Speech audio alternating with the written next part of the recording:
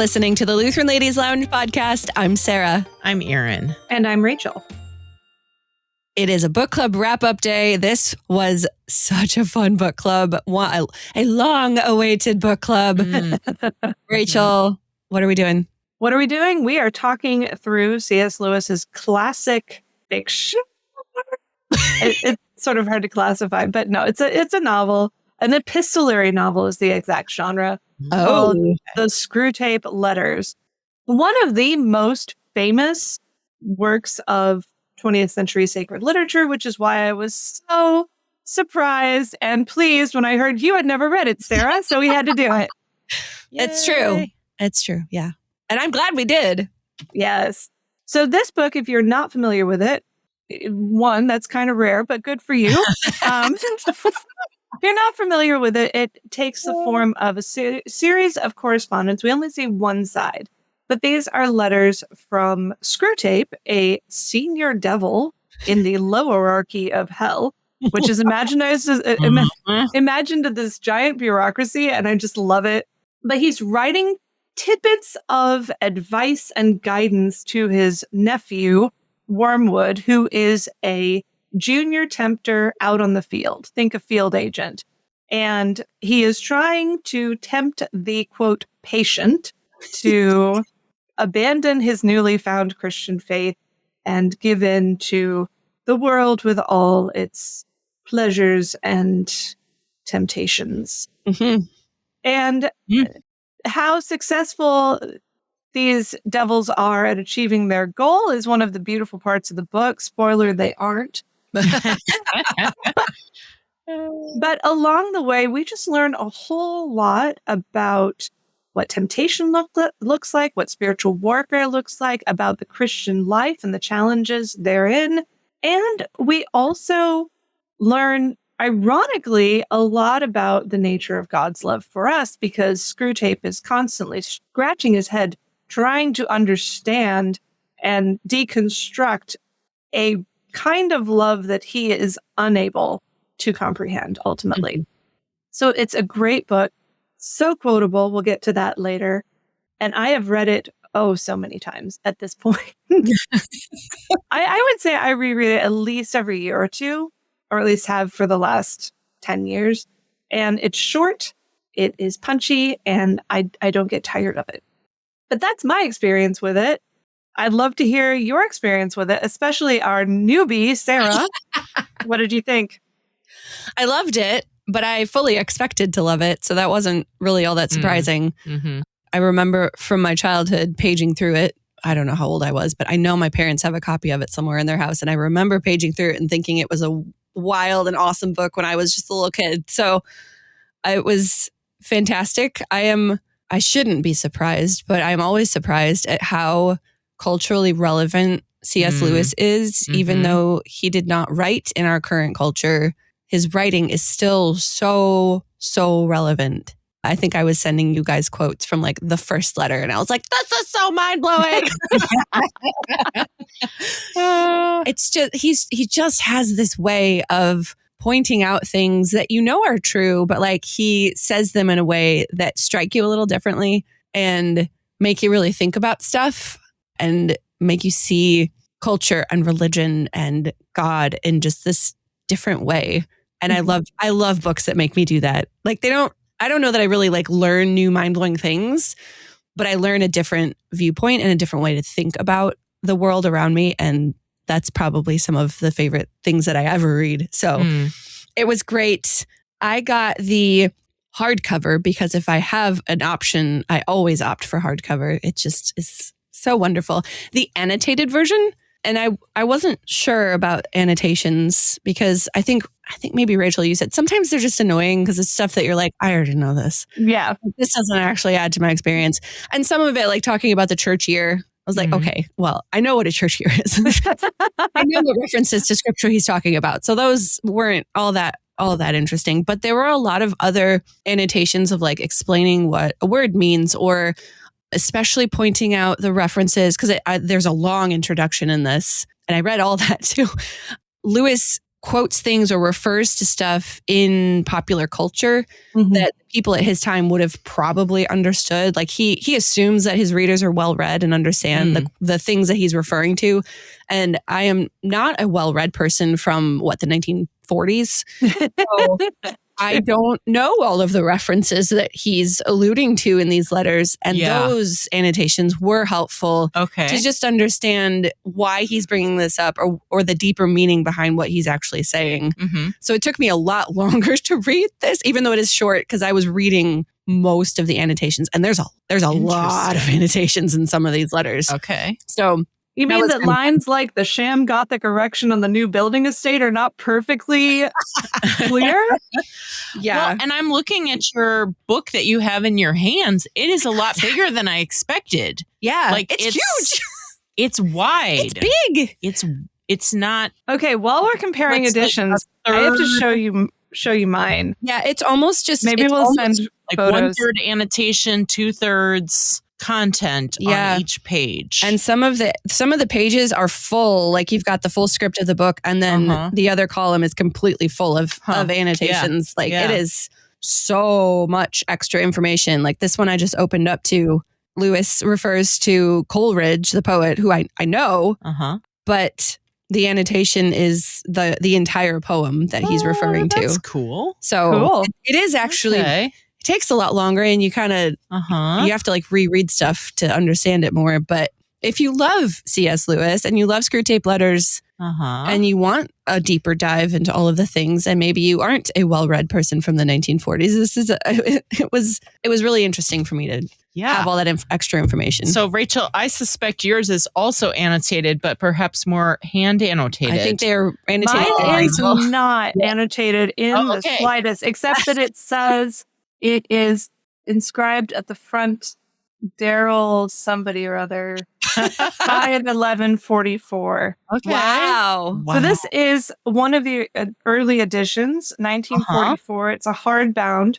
Yes. At this point, by the same author list at the front has The Pilgrim's Regress, Out of the Silent Planet, and The Problem of Pain. He hadn't even finished the space trilogy at this point. Yeah. That's amazing. So this would have been the 9th reprint. Wow. Okay. And it was a US edition. And we go straight into the 2 quotes at the beginning, a 2-page preface, right into letter 1. And the book actually ends, and I mentioned this in the book club, my book ends without the epilogue Screwtape proposes a toast, because that was actually written some years after this. Right. There are no footnotes, no annotations. It's just text. Yeah. And I absolutely love it. It's one of the treasures of my house. Yeah.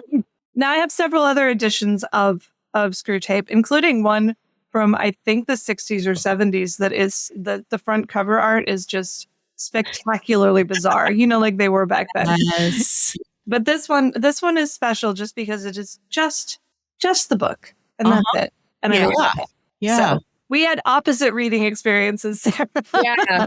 In the end, as often happens, I chose to do the audiobook. Excellent. Which I haven't listened to one before, but I suspected would be great. And it truly was. Who was the narrator? The narrator is Joss Ackland. Oh. And he couldn't have been a better narrator. Oh, good. It was everything I imagined Screwtape. Oh, that's excellent. No. Yeah, Screwtape would be. At first I was like, no, Wormtail. No, but it was Screwtape narrating it. It was, it was masterful. I'm going to have to check that out. I have been looking for an audiobook edition that could top the one I heard years ago and cannot now find. Oh, okay. There is somewhere out there, and I wish Audible would acquire it somehow. There is an audiobook version of this narrated by John Cleese. Of Monty Python. Okay. Yeah. And he is so good. Yeah. But it sounds like what you've got there is sort of comparable, probably. Yeah. It was really excellent. And it is available as a standalone, but Audible has it, and that's who I get my books through. They have it as part of a collection. And so you can buy it like one for all that includes a number of other nine essential works in one. So it includes Mere Christianity, Screwtape Letters, The Great Divorce. They aren't all narrated by the same person. There's a few different narrators. So they took a number of some of the shorter ones and combined them into one, which makes it even more bang for your buck. But honestly, it was worth it just for the Screwtape Letters. I will end up listening to some of the others. I haven't done all of those, but that'll be interesting. So yeah, thoroughly enjoyed that. I have read it in the past, but hearing it, I feel like what did you call it? Epistolary novel nature of it, even it lends itself either, I feel like, equally well to either reading as if it were a letter or like listening to someone essentially, tell you this thing. So hearing from a single voice reading this really, really was a fun experience. So yeah, thoroughly enjoyed it as I have in the past. And as almost always happens when I read Lewis, in the moment, I'm like, I understand this so perfectly. He's captured it, expressed it so beautifully. And then like afterwards, I'm like, I cannot put that in my own words. Yeah. Right. Yep. He captured it so thoroughly that I would need way more words to try and express what he has distilled down into like this beautiful expression that cuts right to the heart of it. So yeah, really enjoyed it thoroughly. That's good. Yeah. I did too. But then I always do. Yeah, that's why I'm impressed by your annual tradition of spending time with Screwtape. Well, we just keep coming back to it. It's one of the few books that all of my kids will consent to listen to on a road trip. And so it gets a lot of play that way. That's fine. Yeah, definitely. But we need to talk about the structure of the book, this epistolary novel, because it is a very narrow perspective. We see everything through Screwtape's lens. And Screwtape himself is not actually on the ground. He's only privy to whatever Wormwood sends him in his letters, which we don't see. We don't get Wormwood's perspective. We don't get the patient's perspective. We don't get the heavenly perspective. One of our Lyrican ladies in our book club pointed that out, wondering why Lewis didn't bother to include both sides of the spiritual warfare. Yeah. Here we have just Screwtape, just one mid-level demon in the lowerarchy who is giving his advice on a series of instances in this man's life. One, I want to talk about how does this either sharpen or diminish the effect of the book? But two, the sheer audacity of Lewis basically taking on the persona of this demon. Like, I'm not sure as a writer, I would have the guts to do that. To basically descend into the mind of a demon for 31 letters. What do you guys think? I like diving into the wild psychology of the human mind. So I think I would find it a very interesting writing practice to do. Well, that might explain why there are so many Screwtape fan fiction novels out there. A lot of people have tried to sort of riff off of this theme. Yeah, so, I feel like there's some catharsis there because, like, we all know these things. Like, we all have this experience of temptation and dealing with the evils of the world, and like being able to put some of that from evil's perspective, I think might be somewhat cathartic. Like, write out what is happening from the other perspective. I don't know.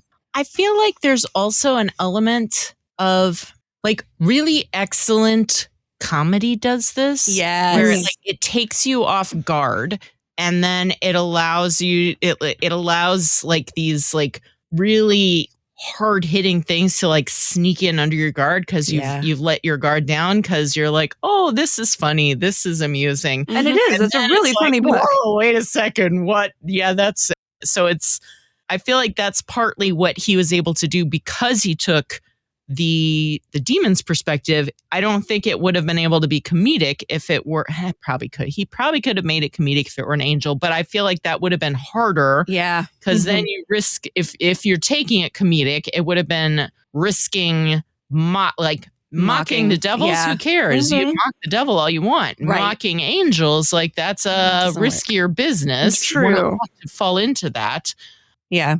I also wondered, as I was considering this question, I was, what came to my mind, and I had to find it and look it up.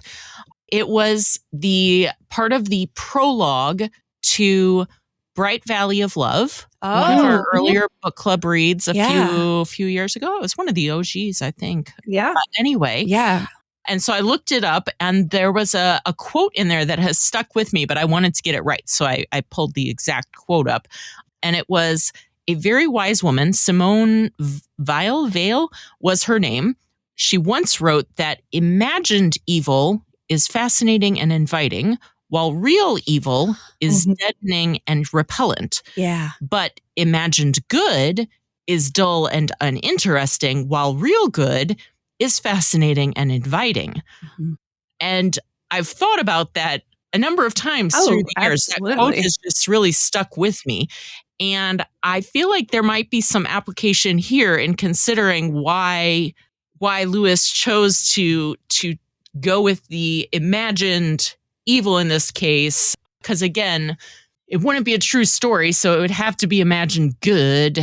I just feel like it would lose its punch. It would be dull. Yeah. So, And you're right. I think by sneaking in the real good through the mode of imagined evil, it's really, really powerful. Yeah. You pointed out the humor in this.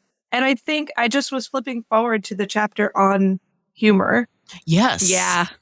Where he defines the joke proper as that which turns on sudden perception of incongruity. The incongruity here is what really comes through and just adds a little zest to every page.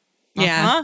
I also really have to share this quote that I unearthed when I was writing that essay for Lutheran Witness on Paradise Lost, because Lewis wrote a lengthy preface to Paradise Lost, a book that also includes lengthy portions of it from the perspective of Satan and the other demons. And he says, to make a character worse than oneself, it is only necessary to release imaginatively from control some of the bad passions which in real life are always straining at the leash. The Satan within each of us is always there and only too ready the moment the leash is slipped to come out and have in our books that holiday we tried to deny him in our lives. So it's knowing that we are all captive to our sin nature, that we are all, whether we want to or not, sort of entranced with the wickedness all around us. I think it was really actually probably easier than he would have liked to write Screwtape, because all he had to do was let his inner sin nature off the leash a little bit and it all came out. I thought that was an interesting quote put in juxtaposition with this book in particular. I think it also works well because we're reading about things from the devil's perspective, but we also know the ending of the story. So we know that all of this has been redeemed by Christ. So it is amusing and funny because the devil has already lost. So yeah. And we'll talk about the ending in a little bit, but you're right that if Screwtape and Wormwood win, this book is not fun anymore. No. This book is very dark and very depressing. Yeah. If they win. So let's speed along here so we can get to talking about the ending. The third question we talked about in the book club this week, and by the way, I want to say thank you to the 83 ladies who joined us online for what will go down, as they all do, but this one as well will go down in history as one of my favorite book club discussions, because there's so many good insights that came out in this group. It was really fun. But the third question we talked about is, what do we learn about temptation in this book? Because that's really what it's about, is how we are tempted and how that temptation might surprise us if we stop to think about it. So I'll throw it out there. What did you guys learn about temptation from the Screwtape Letters? There's a lot of, it's like the slow roll. There wasn't a lot of like outright, we're going to drop this temptation in his lap. There's a lot of like, we're going to take this thing that's good and very slowly over time, we're going to twist it so he doesn't know it's happening. And all of a sudden he will be ours because he has not realized that the thing that he was clinging to that was good is now something evil. And that comes across, I think, in a lot of it, if not most of the chapters, like all of these different perspectives of things that are slow and insidious. And I mean, I know this to be true, but reading that reminded me that like any good gift can be slowly twisted into an idol that ends up being like, all of a sudden you're like, oh no, I have made an idol out of this thing that was originally a good gift. And now it's the only thing I can think about in my entire life. And I am obsessed with it. And oh, even as you're saying this, I'm feeling convicted. Hello, Sarah. But it's just, that's good. I need to. I can't help it. Like that's what happens with so many things because of how we are. Right. That's sinful human nature. Right. That No, I was thinking the same thing, like the idea of taking something that is good and twisting it. The other thing that I was struck with, sort of similar along those lines, is he called it out a number of times in the story that they cannot create anything. Like we've tried. We're still working. We have yet to create a virtue, but one of these days our team of researchers will uncover that. And like the devil doesn't have the ability to create anything. All he can do is work with the good gifts that are already there. Yep. Like he's limited to that. He can't create something new. So his only option, therefore, is to try and twist it just a little bit. He can't do anything from scratch. Yeah. Yeah. So the little temptations, the boiling the frog, which is kind of what's going, and the idea of so much of what the tempter does is suggest. Yeah. Constantly suggest to distract. Well, as soon as the patient tries to pray, we're going to try and distract him from those prayers. As soon as he sets foot in church, we're going to distract him by paying attention to the other people around him and the squeaky boots and the oily smile and all these little distractions and these are small things. Like we think of it, I think that comes through in the book a lot, that we are often on guard against great temptations to great sins. But the little sins, the little temptations, they'll do the trick if we let them go unaddressed. Yeah. And that comes through over and over and over again. Yeah. They're a lot harder to see, to understand that it's happening too. To like catch yourself. Yeah. A lot of subtlety in the spiritual warfare. Yeah. I don't believe anyone ever pulls out a flaming sword. Whole lot of whispering going on. Yeah. Yeah. So we need to talk about how quotable this book is. Because as I was preparing to read it again, I began to fully take stock of how many lines from this book are just in my mind all the time. Have taken up residence in my head and are regular features of my own inner monologue. I know this because every time I go to quote one in a piece of writing, it doesn't work because it's backward, because it's Screwtape. Like the concept is there and it is said so beautifully and so clearly, but I can't quote the enemy. That's the thing, And it's all sort of on its head, incongruous. And so, yes, but it is extremely quotable. And so one of the questions that I asked in the group was simply to have people share their favorite quotes from the book. So I will give you both the opportunity to do that too. And then I will share one or two from the group that people pointed out as being particularly felicitous quotations. Okay, so I will pick one. And this gets at a little bit of what we were just discussing about the twisting. And so and I'm sorry, because I listened to it and the version I listened to had chapters, but they did not number the chapters. Oh. They opened each chapter anyway. Interesting. So there were definitely clear chapters, but it would be very hard for me to number it. I'd have to literally go to the start of the audiobook and then physically count. Anyway, but the quote is this. I did carefully write it down. So only today I found a passage in a Christian writer where he recommends his own version of Christianity on the ground that only such a faith can outlast the death of old cultures and the birth of new civilizations. You see the little rift? Believe this, not because it is true, but for some other reason. Mm. That's the game. And so just the idea of taking what is actually pretty close. You found it. It's in chapter 23 because I also have marked chapter 23. Yes. It's the very end. 23. Yeah. No, I was just like, this. It sounded like if you don't look at it closely, it's not like he's saying wrong faith.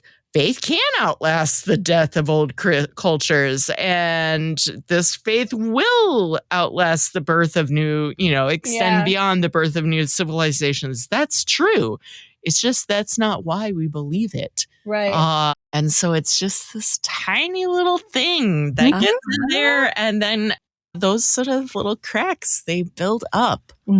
They accumulate. So that was one. I'll let you go with one now. And I can tell you from the annotation that Christian writer is the American theologian Reinhold Niebuhr in Interpretation of Christian Ethics from 1935. Okay. Interesting. That definitely does add some. I would that annotation was worth it because I know Reinhold Niebuhr exactly, and I know the thought that he put forward, and I know the fruits of that thought. A century later, and Lewis was smart. Yup. So I also was in letter 23.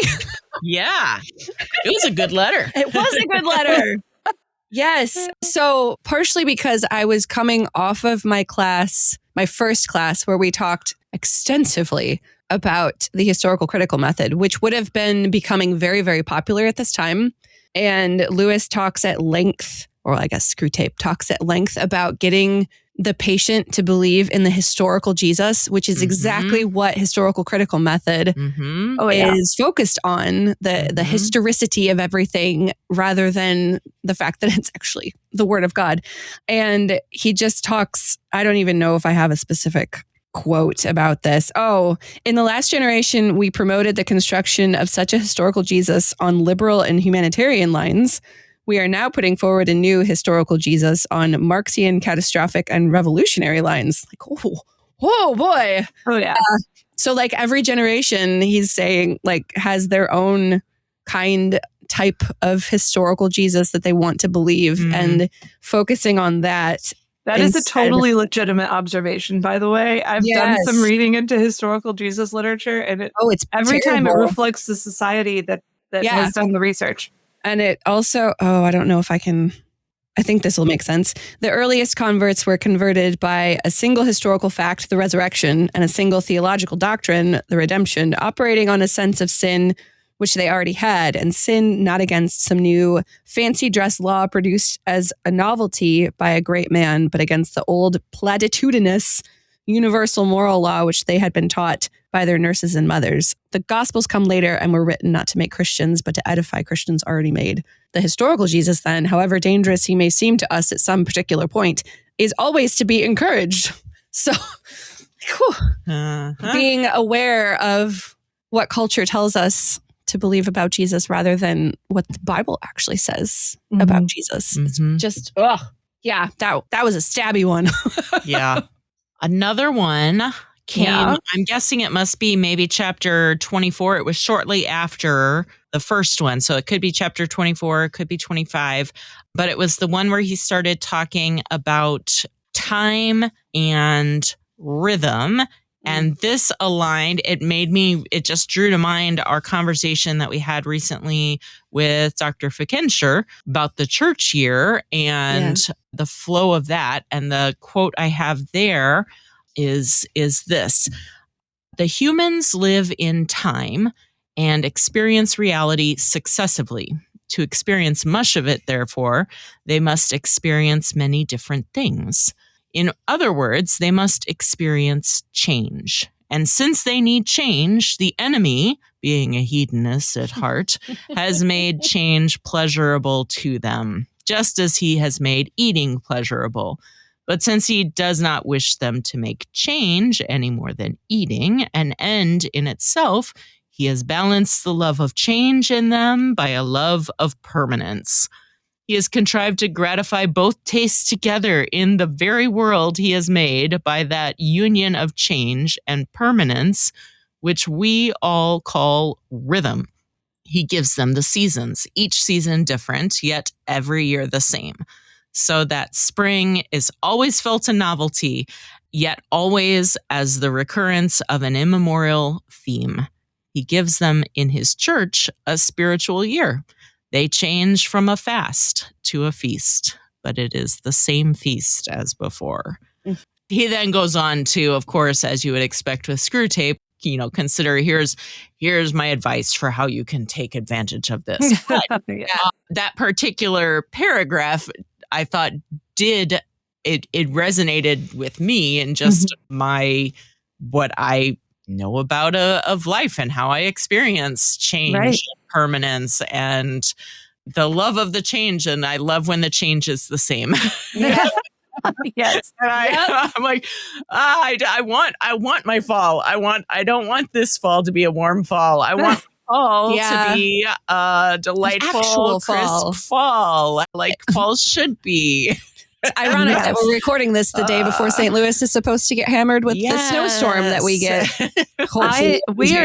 We're only gonna get about 2 inches here, but we are so excited because winter is supposed to have snow. Yes. And here in southeastern Virginia, this is like maybe a once or twice a year deal. And we treasure it because of exactly we crave the seasonal change. And I want it to be, I want the change to be the same change. What the change is supposed to be.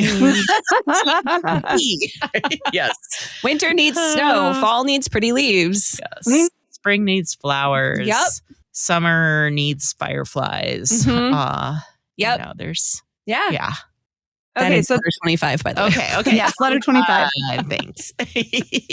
I'll share the quote that I shared in the group to get everyone started. Yeah. But then I'll share a couple of quotes from other people. And I have another one too. Okay, you have another. See, they just keep coming. This is what this episode is. Sorry. From letter 14 on humility. And oh my goodness, this has changed the way I view life because, self-deprecation is a thing. Yeah. Screwtape says, you must therefore conceal from the patient the true end of humility. Let him think of it not as self-forgetfulness, but as a certain kind of opinion, namely a low opinion of his own talents and character. Skipping forward a bit. By this method, thousands of humans have been brought to think that humility means pretty women trying to believe they are ugly and clever men trying to believe they are fools. This is how I spent most of my teenage years, by the way. And then again, your efforts to instill either vainglory or false modesty into the patient will therefore be met from the enemy's side with the obvious reminder that a man is not usually called upon to have an opinion of his own talents at all, since he can very well go on improving them to the best of his ability without deciding on his own precise niche in the temple of fame. So I know that we and a lot of our listeners out there are clever, beautiful, virtuous women.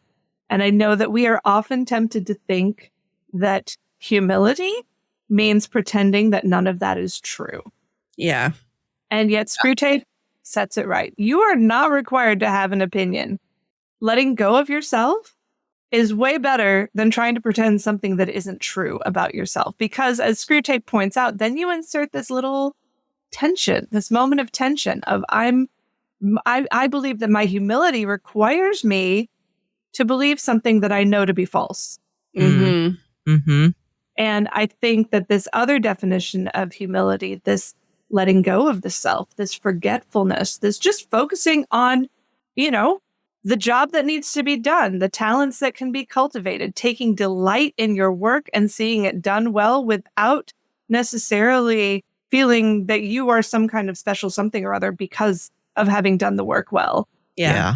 Has been very formative for me. Agreed. Yeah.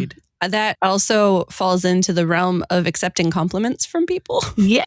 Which is something I think many of us probably struggle with. I know I did for a very, very long time. Mm-hmm. Like, what am I supposed to say when somebody says that I look beautiful or my dress is pretty or I sang a solo in a beautiful way? I'm like, oh, it was nothing. Like, that ignores that. No, it wasn't nothing. You heard the solo. You knew you rocked it. Right. So like that dismisses the fact that somebody else got joy from that, which isn't nothing. And the fact that God actually gifted you the ability to do that, or, he gave you your beauty, and these are all first article gifts. So like, right. You're like shoving aside first article gifts. And that I realized that, I don't know, some point in my 20s, I was like, oh, like there is a better way here. Like acknowledging that, like, I'm glad you enjoyed that. Like, thanks be to God. And then moving on. And then move on. Let it go. Yeah. Okay, here's a quote shared by Carrie Ill, one of our former guests on the podcast. Yeah. She's writing about, from letter 8, she shares a quote that comes after a section discussing spiritual troughs. We've all experienced these times of dryness. Yeah. Where everything just seems bleak and God seems very far away. Mm-hmm. And Screwtape writes, our cause is never more in danger than when a human, no longer desiring but still intending to do our enemy's will, looks round upon a universe from which every trace of him seems to have vanished, and asks why he has been forsaken, but still obeys. Yes. Mm-hmm. That one is one, that quote brought to mind, like there's a title of a book called A Long Obedience in the Same Direction. Oh, that's beautiful. And yes, that quote, the quote you just, my guess is it was inspired by Lewis's statement there, or perhaps he's written elsewhere on the topic. But yeah, the idea, you're right, of just don't understand and you'll just trust and do it because of who he is. Yeah. Yeah. I have one that Jenny Hurl also Yes, go ahead. Also put in from letter 7. I think this was one of the first ones I sent to you guys. And I was like, what is this? I had not forgotten my promise to consider whether we should make the patient an extreme patriot or an extreme pacifist.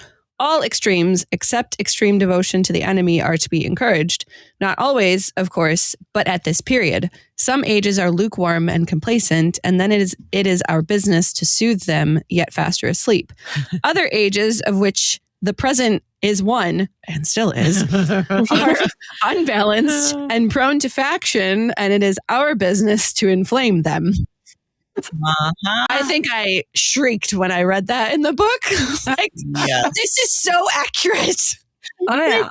How much of our media and our consumption of many public things is meant to faction us and to name people as the other and to dehumanize everybody so that we have the right to be angry at them. Like, guilty as charged. Oh, man. All right. I want to share one more quote. There's so many good ones, but Kathleen Mills, she had referenced part of a quote from letter 22 that is one of my favorites. I have a feeling that I know which one you're going to do. It's my favorite character in the book, and we never even see her full on.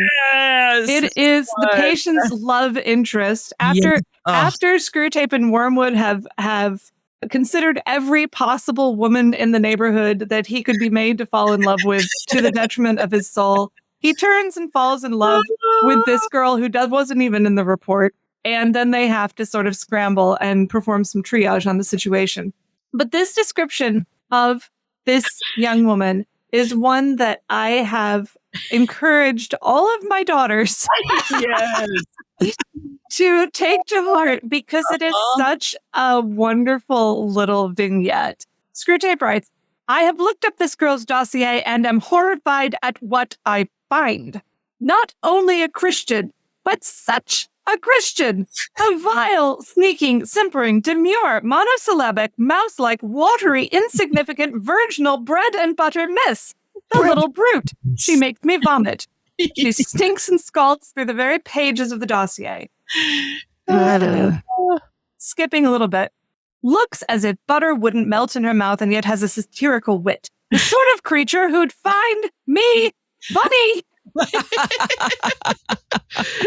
He's so appalled, then he turns into a centipede, right? Yeah, this is the letter at the end of it. He gets so angry that he turns into a centipede, and his secretary, Toadpipe, has to finish the letter on his behalf. And I love it.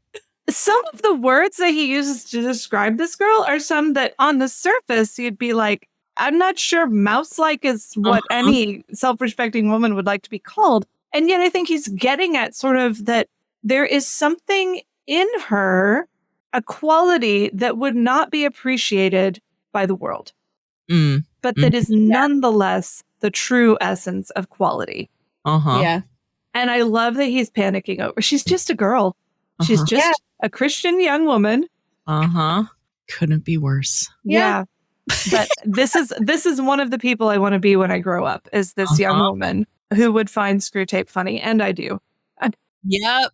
Accurate. Yeah. Yes. So that is perhaps the funniest letter in the book, but also a really great challenge to us as Christian women, because one of the things that I love about this character is the way that God uses her to protect the patient from a range of other temptations. Because in the letters preceding this, Screwtape and Wormwood have been conspiring of how they can use this man's social circle to tempt him in all sorts of ways. Yeah. Both socially and sexually. And as soon as she comes on the scene, that changes. Not only is he now immune from certain kinds of sexual temptation because of his friendship with this girl, but she also is drawing him into her community, her fellowship, the fellowship of her family, their greater household, their church community. She's pulling him in to a world that is at once more virtuous and more fun than any he's encountered. Very similar to what you were talking about with the Simone Weil quote of real good. Yeah. She is experiencing real good, and she has invited him to participate in it as well.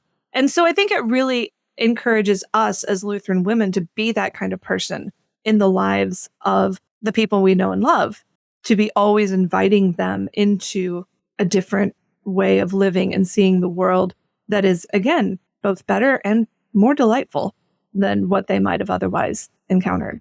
Yeah. Yes. Full agree. All right. We have finally earned the right to talk about the ending of the book. Did you cry at the ending? No, but I rarely cry at books. Okay. It's not really a bar for me. Okay. You don't have to. I cried for both of us. I didn't cry at the ending, but I'll be honest. I don't think the last time I read this, and it has been quite some time, I really think I missed what happened at the end the last time.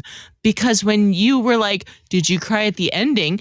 I was like, oh, what's going on? So I'm like paying attention, and I'm like, what? Wait, I feel like I don't think I connected fully the dots of what really happened at the end. Yeah. The first time I read it years ago. I think, I don't think I realized. And so I was like, oh, I did not cry, but I had a far greater appreciation for what happened at the end than I did the first time I read it. Yeah. Yeah. So the ending is the man dies. Yeah. In the Blitz. In the Battle of Britain. One moment, it seemed to be all our world, the scream of bombs, the fall of houses. Next moment, all this was gone like a bad dream. And this is some of the most beautiful writing, this last letter, 31. Just think, and let it be the beginning of your agony, Wormwood. What he felt at that moment, as if a scab had fallen from an old sore, as if he were emerging from a hideous shell-like tetter, as if he shuffled off for good and all a defiled, wet, clinging garment. By hell, it is misery enough to see them in their mortal days taking off dirtied and uncomfortable clothes and splashing in hot water and giving little grunts of pleasure, stretching their eased limbs. What then of this final stripping, this complete cleansing?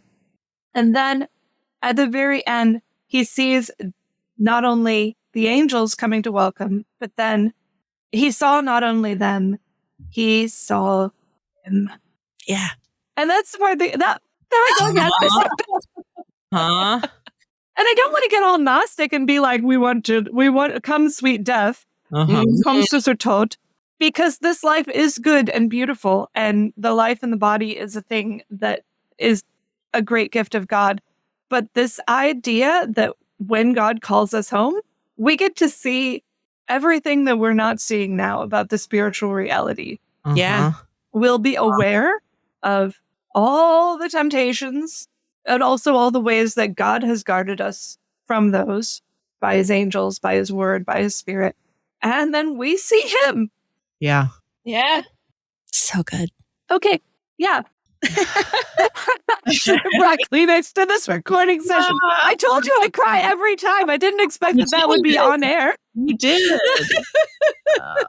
It's just that good. It's just like So let's talk about how Screwtape loves, because it comes through perfectly in this last letter. Throughout this book, he has addressed Wormwood as my dear Wormwood, and signed every letter, your affectionate uncle, Screwtape, leading us to believe that there is some mutual bond of affection between them, because he says there is. So what exactly does Screwtape think of as love? What I think of when I consider Thanksgiving dinner.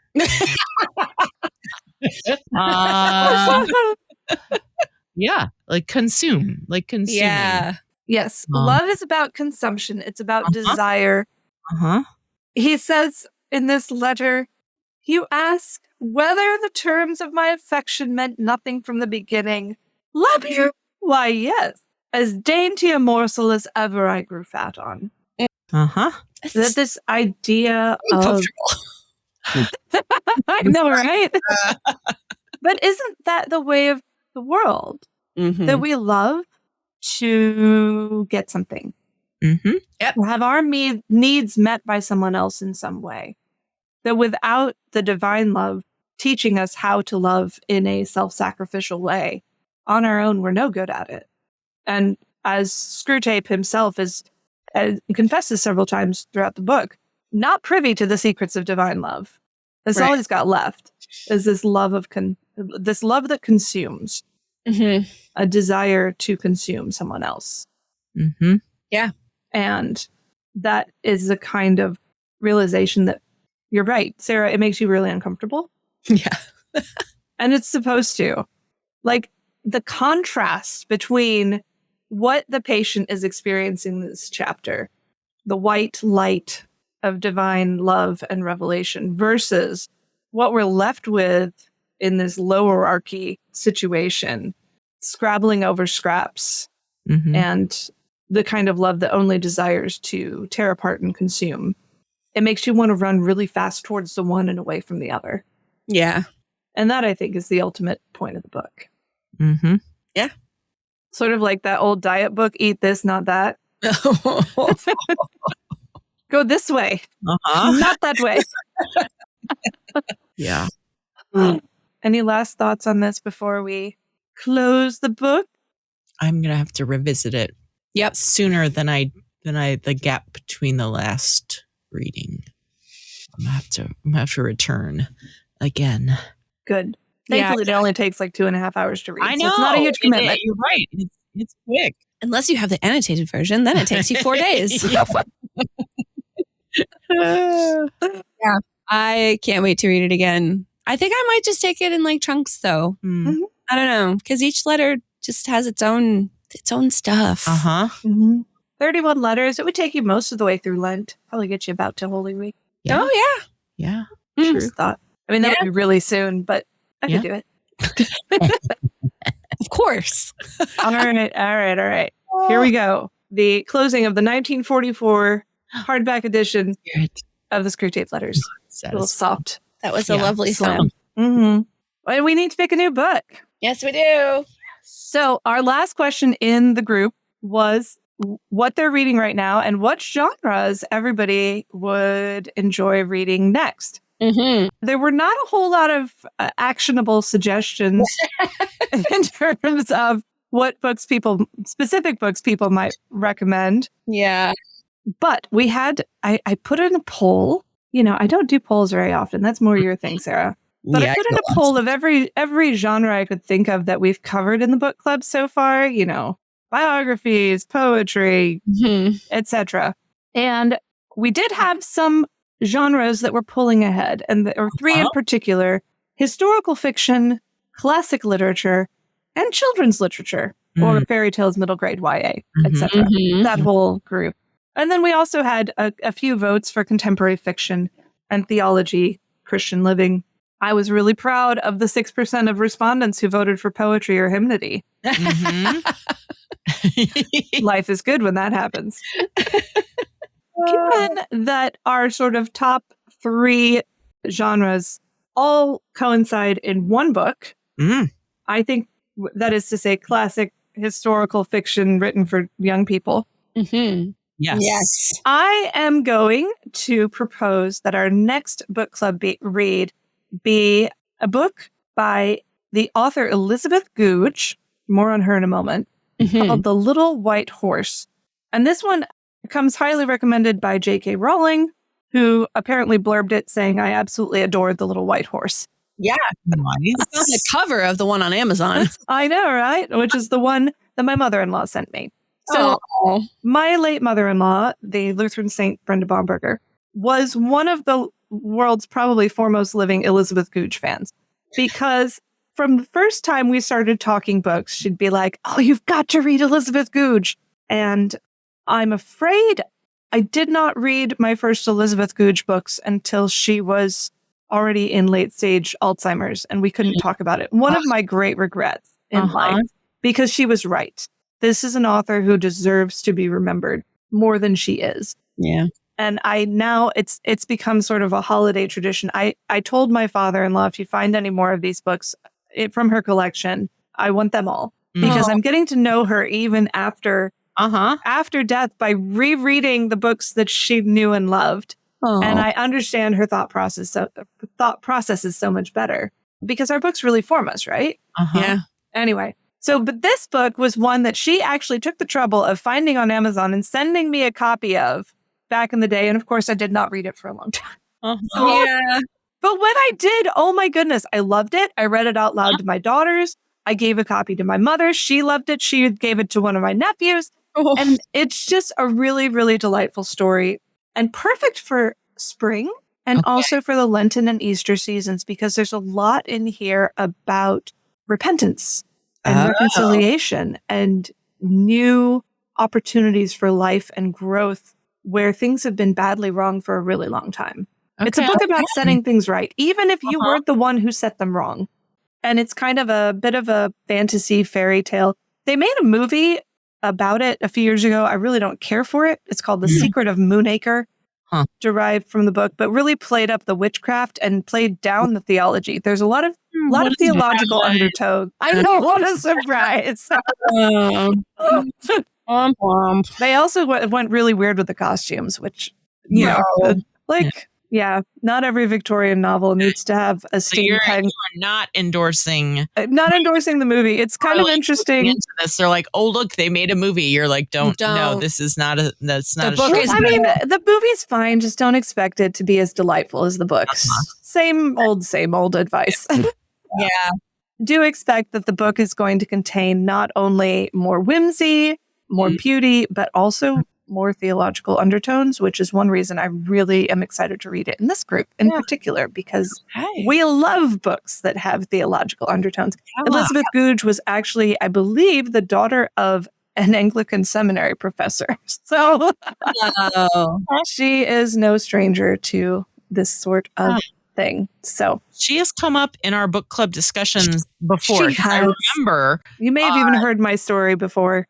Yeah. Well, I because of that, it wasn't this book though. Mm-hmm. Well, this book might have also come up, but another Elizabeth Goudge came up, and we did not select it for a book club, and I ended up reading it, and it was a lovely book. It was the bird in the tree. The Bird in the Tree. Yep. It's the first in a 3-part series on the Elliot family. Yes. And all 3 of them are just wonderful. Oh my goodness. It was a delight. I thoroughly enjoyed it. So I'm excited to read this one. Yeah. So say the name of it again. This one is The Little White Horse. The Little White Horse. Mm-hmm. Okay. And just can't wait. Don't be surprised when the little white horse turns out to be a mythical creature and probably a unicorn. Oh, I'm in. Sounds delightful. I'm excited. Yes. Oh, this book has everything. It has romance. It has unicorns. It has a really picturesque village vicar. It has okay. It has a man of all work who also plays the string bass in the church orchestra. I love it. Yes. And it has a unicorn. So. Yep. I'm in. I mean, we did The Princess and the Goblin, and that still is very high up on my list of favorites. If you liked The Princess and the Goblin, you will like this. All right. Okay. Can't wait. Cool. Yeah. It's been fun. This was a good one. We fully expected this to be. Oh, we did. Amazing. So this is for our book club happening in April. Yes. Okay. And that will happen according to our current calendar. We will have book club in the beginning to middle of April. I think it'll end up being like that second week of April. So be on the lookout. Get your books, ladies. Mm-hmm. Little White Horse, Elizabeth Goudge, available wherever books are sold. Yeah, actually, this is one of the few, thanks to J.K. Rowling's endorsement, this is one of the few Elizabeth Goudge books that you don't have to source from a used bookstore. You can if you want to, but it's also elsewhere. Mm-hmm. So, yeah, we are looking forward to it. This has been super fun. I always see book club happily forces me to read things that I wouldn't normally read, especially now in the middle of school. I'm like, oh, one more book. But there's always applications. So this is I love it. Oh, and Sarah, you're going to love this one in particular because there's a whole lot of attention paid to fashion. Ooh. I know. Yeah, Maria Merriweather, the heroine, she's really into clothes. Excellent. Sounds great. This sounds and I just said that, and like half the ladies out there listening were like, I'm out. Stick with me. It's worth it. Also got a magical horse, though. A magical. Yeah. So this is something for everyone. This sounds like a book that my niece, who is essentially my mini-me, would be. Oh, absolutely. Yeah. No, my daughters loved this book because she's 8. So yeah. This is a great one to share with your little Lutheran mini-me's out there because it is very wholesome.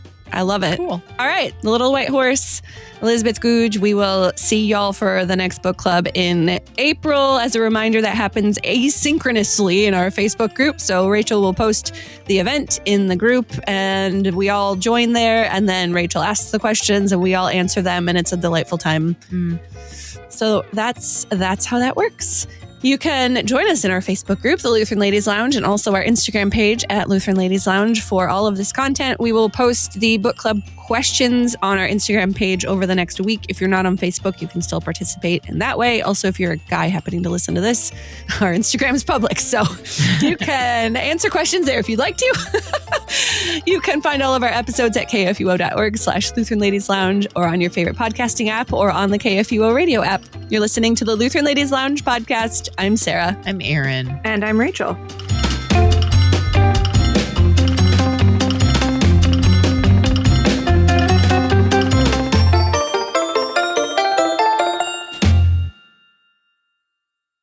Views and opinions expressed on the Lutheran Ladies Lounge podcast may not represent the official position of the management or ownership of KFUO Radio, the Lutheran Church Missouri Synod. The Lutheran Ladies Lounge is produced by KFUO Radio and available at kfuo.org or wherever you get your podcasts. Don't forget to hit that subscribe button and leave a review for us too. If you love the Lutheran Ladies Lounge podcast, consider financially supporting our producer, KFUO Radio, so we can keep doing what we do. Find out how at kfuo.org/give.